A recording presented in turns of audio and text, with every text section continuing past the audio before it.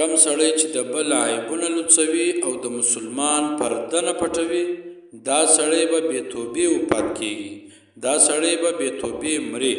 رسول الله صلی الله علیه وسلم فرمایي څو خبرې داسې سته چې نیکي ختموي. اولنۍ خبره دا ده چې یو سړی د بل سړي عیبونه لټوي. نبی کریم صلی الله علیه وسلم فرمایي دا به ستا ټولې نیکي در وسوځي. نو تاسو ته پکار ده چې تاسې یو د بل عیبونه مه لټوئ. رسول الله صلی الله علیه وسلم فرمایي کم سړی چې د مسلمان پرده لوڅه کړي، الله به دی په خپل کور کې رسوا کړي.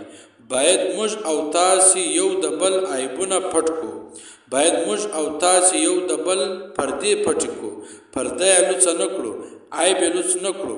نبی کریم صلی الله علیه وسلم فرمایي چا چې د مسلمان عیب ورپټ کړي، الله جل جلاله به په ورځ د قیامت د ده عیب پټ کړي.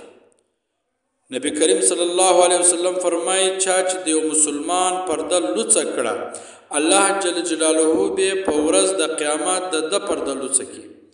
تا که اوس چې